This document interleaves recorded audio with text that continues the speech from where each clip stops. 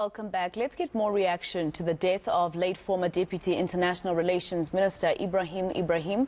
We're joined now by former Cabinet Minister Roelf Meyer. Thank you very much, sir, for your time here on eNCA. Now, of course, sad news coming out this morning about Mr. Ebi's death. But I just wanted to ask you, when last you spoke to him, was it recent and how did he sound? Yeah, I was privileged to go and say goodbye to him. 2 weeks ago, I went to see him. We had a wonderful discussion. He was as bright as ever. His mind was clear. He was engaging. He was talking about the things that we were doing together. And it's just so sad. I mean, his mind was clear, but his body was leaving him. And for us all, it is a major, major and a very sad loss that Ebi is not with us anymore. And of course, I can imagine as well that, looking at the fact that people who were there during the struggle, who fought for this country to sort of be where it is today, I know we're not exactly where we want to be, but we keep losing them every time. So we losing leadership, really, people who could advise our government. Yeah, I think what is important is that people like Ebi set an example which we all have to follow. He was a mentor in many ways. He was an extraordinary human being. He had no self-interest, and I think those are the qualities that we all can just stick to and make sure that we practice it on an ongoing basis. So for me, he was not only a good friend, he was a mentor and somebody. The amazing thing is that we were coming from totally opposing sides during the struggle times. He was imprisoned for an extended period on Robben Island, I think altogether 18 years. And I was coming from the other side. Nevertheless, we came together after 1994. We worked together. We shared the South African transitional experience with others in conflict up till the very last minute of his death. I mean, talking about the fact that you were coming from two opposing sides, and of course after 1994 you saw that you needed to put the interest of the country first. You also said, Mr. Meyer, that you saw him about 2 weeks ago. Did he say anything about how he felt about the state of this country? I think Ebi died as a patriot. He would never have said anything negative or wrong about the country, but he was concerned like many others.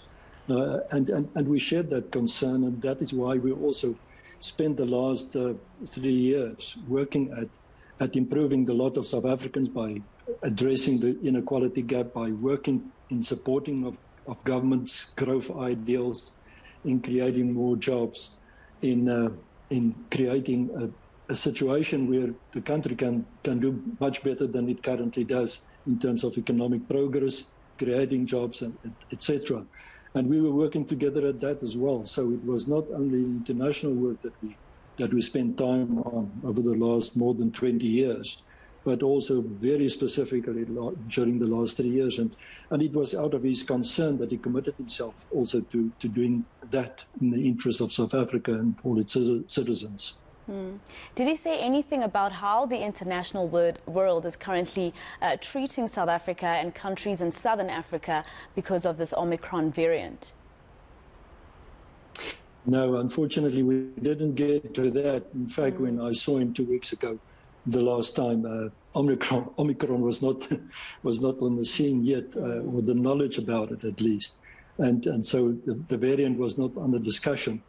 But in a general way, he was always very specific about his views that South Africa should improve its international relations, should keep good relations. He was working very hard at that, not only during the time that he was Deputy Minister of International Relations, but also after that, and on an ongoing basis. So he was just a good example for all of us to follow, and that is why I'm saying it would be such a big loss.